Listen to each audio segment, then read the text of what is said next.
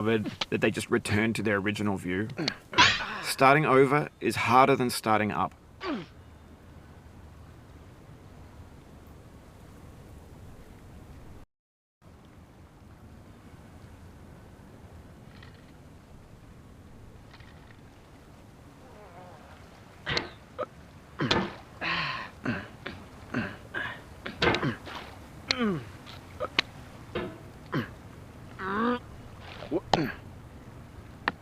There's no feeling more intense than starting over.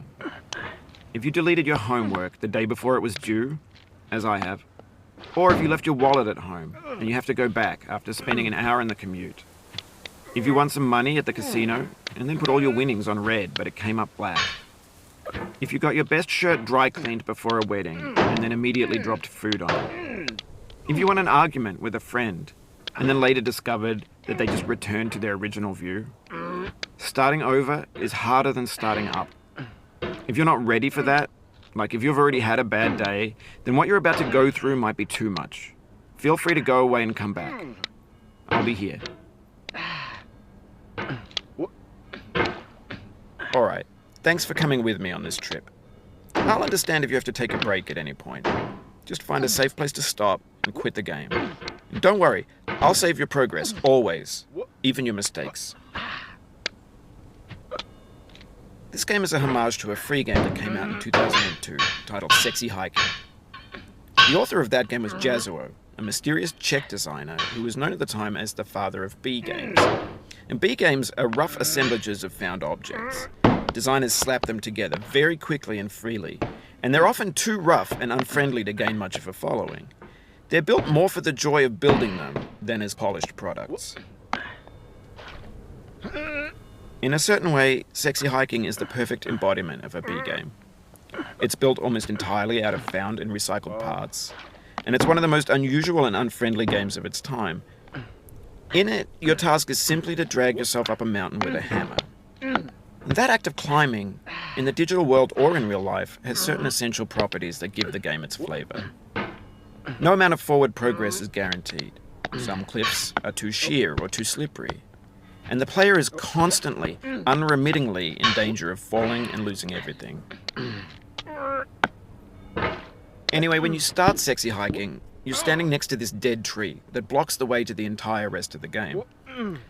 It might take you an hour to get over that tree, and a lot of people never got past it. You prod and you poke at it, exploring the limits of your reach and your strength, trying to find a way up and over. And there's a sense of truth in that lack of compromise. Most obstacles in video game worlds are fake. You can be completely confident in your ability to get through them once you have the correct method or the correct equipment or just by spending enough time.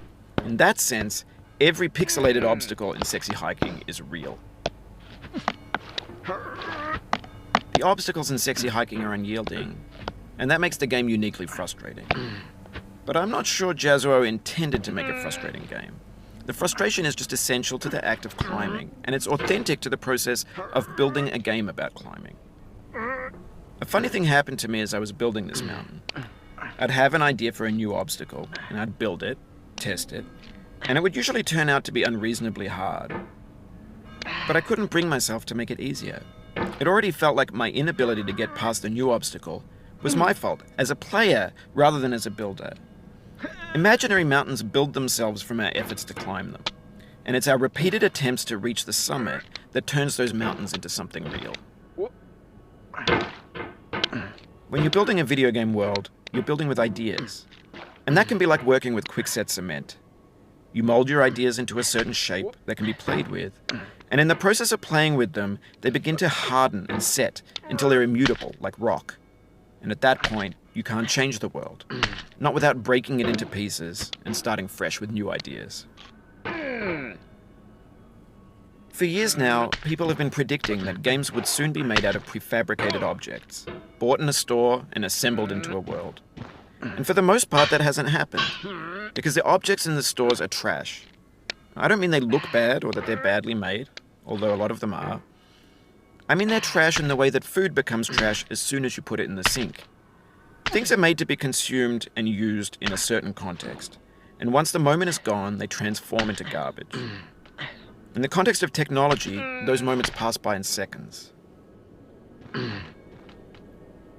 Over time, we've poured more and more refuse into this vast digital landfill that we call the internet.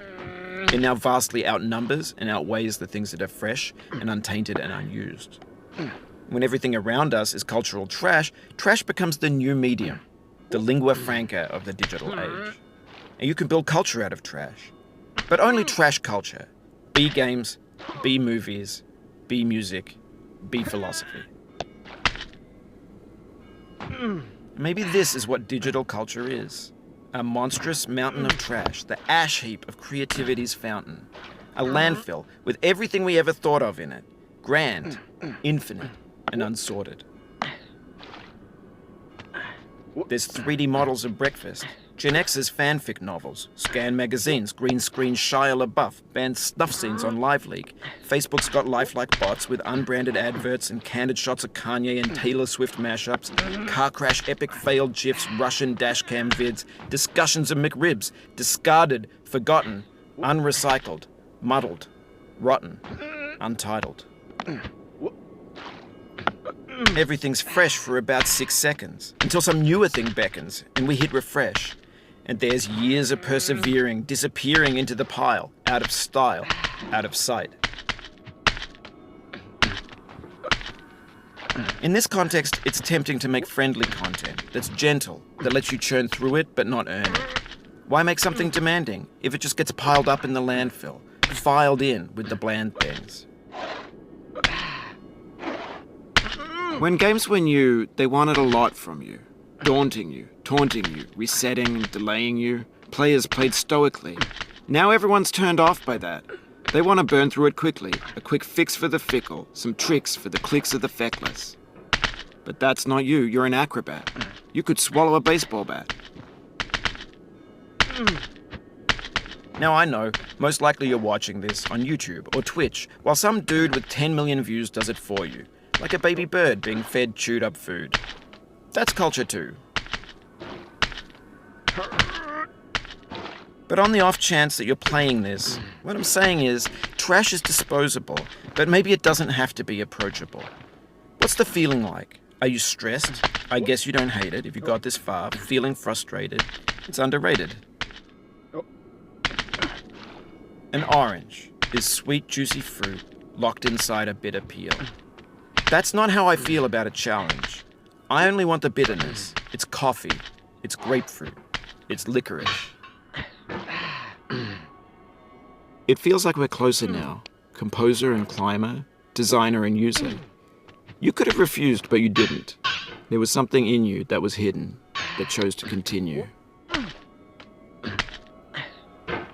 It means a lot to me that you've come this far, endured this much. Every wisecrack, every insensitivity, every setback you've forgiven me is a kingly gift that you've given me. We have the same taste, you and I. It's not ambition. It's ambition's opposite. An obdurate mission to taste defeat. You'll feel bad if you win, so I put this snake in for you. Oh, no. Have you thought about who you are in this?